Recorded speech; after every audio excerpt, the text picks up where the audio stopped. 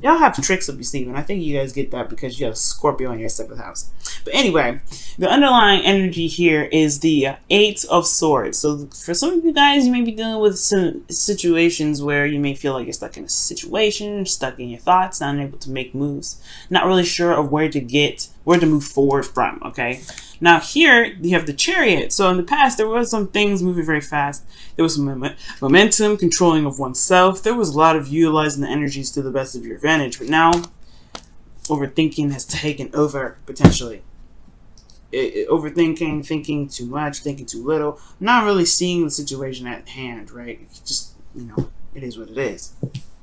Well, let's look at the current state of your being for your love life, Taurus. And you have the 7 of Cups, y'all. 7 of Cups. There's some confusing stuff going down, all right? Not really certain of what each option has, I guess,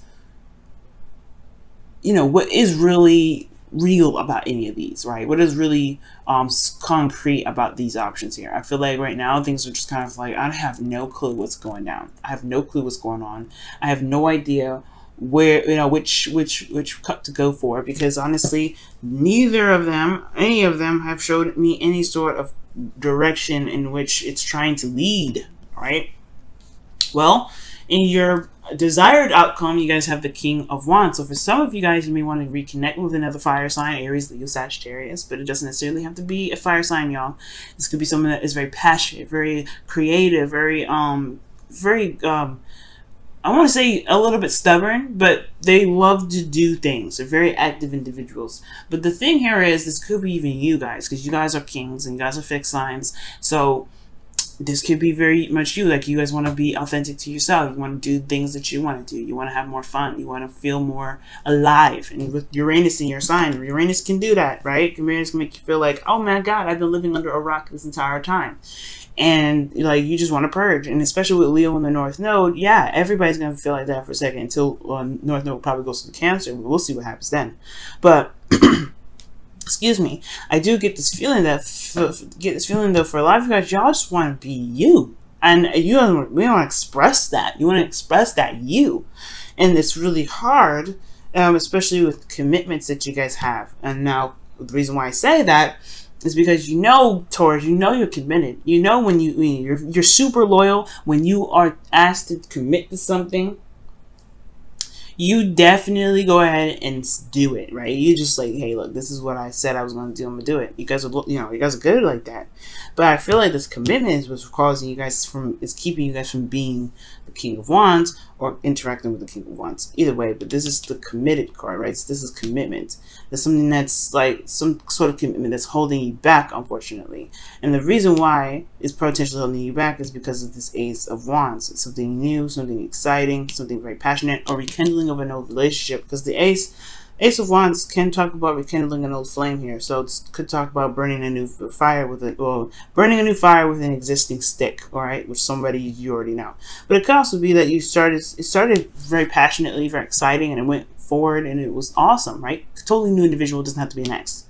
But now it's like you committed to it and you don't know where it's going to go, and you want to get to here, but then you kind of don't want to break the commitment. So it's like, yeah, no doubt you have the 8 of Swords in your underlying energy. So what the advice is saying here is to be the King of Swords. You guys have been being the King of Swords for a little bit, and now they're asking you to be the King of Swords. Okay, it's like saying, okay, guys, you want what you want. You got to be true with yourself. You got to be true with you. You got to create boundaries and truths that basically get you to where you want to be. And that means that you have to kind of detach from what your emotions are and look at what you want. Look at what your truths are. Look at your morals. Look at your belief systems, and then make stuff happen. You know what I'm saying? It's cut some people out. Cut some people out. Cut some people in, do whatever you need to do with that sword. Make that sword work for you. Because right now, it's almost like the commitment is running you, and you're just kind of like stuck in limbo. You have a path. You have a truth. Sure, the situation may not be clear where it's headed, but all you got to do is just be true to yourself. All you gotta do is lay down the law for yourself. All you gotta do is lay down the law for yourself to other people, and then people will fall in line, or they will just fall out. Then you'll realize that who stays in, who doesn't stay in, and then voila, things will be perfect, right? Things will be just fabulous. But then you get to be you. You get to have fun. You get to be the rich and powerful Taurus that's resting within you. Okay. Now, with that being said, I do feel like the Seven of Swords can be talking about you feeling like you're being dishonest with yourself. You're being dishonest with your emotions by keeping up with this relationship. And I feel like you may be wanting to avoid this connection altogether because you want to be the true you that you truly are, right? Now, this could be, again, an Aries, not an Aries. Aries, Leo, Sagittarius is over here, or Gemini, Libra, Aquarius. Okay? And I do get this feeling of the Seven of Swords. Excuse me. The Seven of Swords could be talking about, like, you know, you may not be necessarily not necessarily satisfied, but you may be, you may be taking a risk by doing something like this as well. But I don't feel like that's the case. I feel like you may be dishonest with yourself, or feeling dishonest with yourself, because you have a commitment that you're standing by that doesn't truly resonate with who you are anymore, probably. Because you got the Eight of Cups here. The Eight of Cups in your hopes and fears, which automatically tells me, yo, this situation really does not, it doesn't ring your bell anymore. It doesn't really scream Taurus, this is mine anymore. I feel like, honestly, you want to run away from that. You want to take a risk on a new adventure, being the King of Wands. That's where the risk to me comes in. That's why I was saying it. So with the Eight of Cups in your hopes and fears, yeah, the situation doesn't look very satisfying, and especially when you're having to pick a path and you don't really know where you're gonna go with it. Now, the theory of the thing is, like, if you do pick an option which is being you, focusing on you, being very selfish, and just honestly just being the Taurus that you are, then yeah, there's uncertainty with this relationship, where the relationship will go. But is that a bad thing though? No, because why? Because you're a Taurus. That's why. And I know what does my sign have to do with it, Venus? What does it, or Sia, whatever you guys like to call me? What does that have to do with? What does my sign have to do with what? With me being okay with an option that I decide to go with may not be like exactly concrete, or where I can't see the future. Why is that okay? Well, I'll tell you why. And why your sign is important. Because you're a fixed sign. Fixed signs are good at what?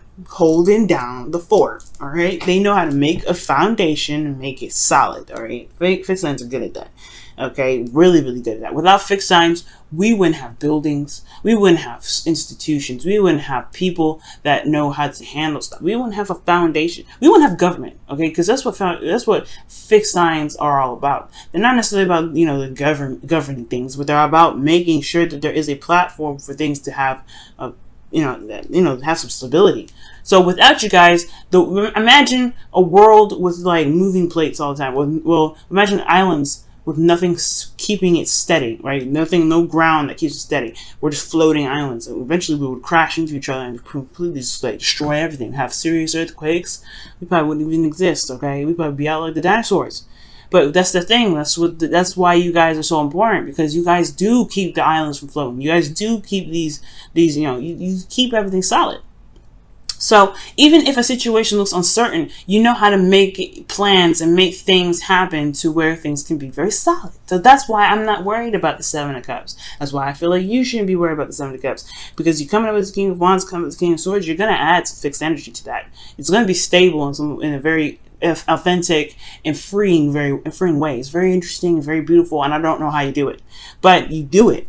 Okay, so that's why I'm not worried about this. So even if this is uncertain, I don't see that there's an issue here with this. Whatever you decide to go for, whatever you decide to pick in regards to being who you are and just going with it, there is nothing wrong. I don't see anything happening here other than you making it work for you. Okay, and that's the part that I kind of want. I'm saying all this because this Eight of Swords here, saying you feel trapped. You don't see an option forward. You feel like there's no way out. There's no way forward. All right. And it's like, no. You have everything you need here. You have everything. You keep coming up with the King of Pentacles because you're not trying to work diligently at something. You're trying to be you. King of Pentacles, yes, he works on himself and stuff, but he knows his value. This is great. But you working on you. You're trying to be you. You're trying to speak your truth. You want to be out there. You want to be who you are. You want people to know who you are when they come up to you, instead of just being like, oh, that's the person I can come to for help. No, no, no. You want to be you. So the Eight of Swords, to me, in that underlying energy, is showing you what exactly is out there. What exactly what you're not seeing. And it doesn't mean what can you see in the future. It means what can you see within yourself to be able to actually get the clarity you need and not worry about what comes up in the future.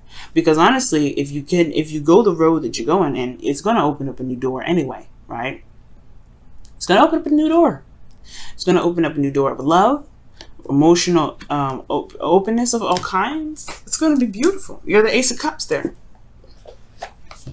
And I know, Taurus, like, if you've been doing something for so long and committed to something for so long, family oriented, you know, like family, maybe, you know, you're the norm, you do certain things, you're the regular, you know, you're a regular, you're always the person that does something every time with no mistake.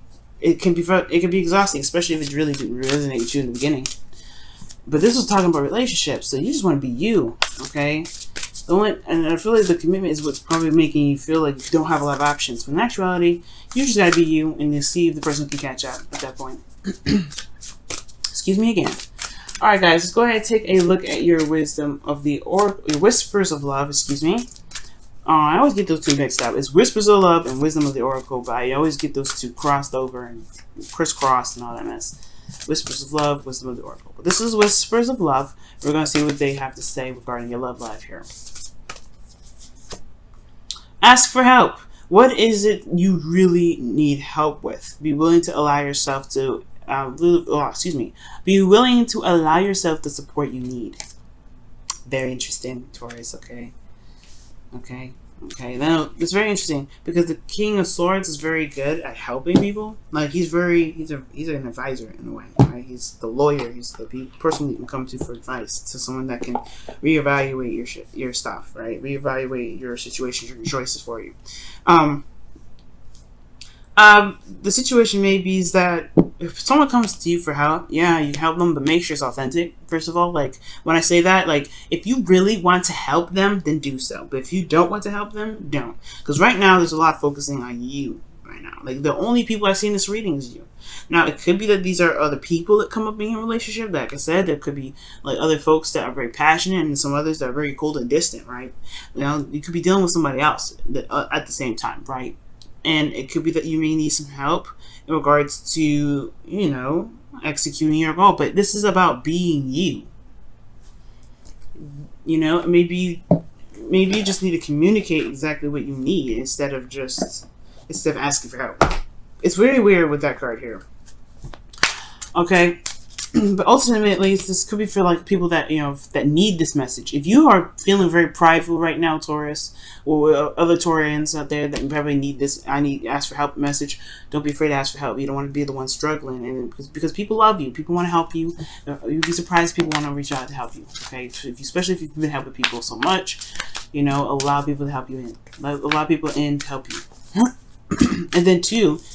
You may even recognize through interacting with others that you're getting the help that you need without actually noticing it. So without actually having to ask, right? But that's a different story, that's a different topic, and that's definitely a different ramble.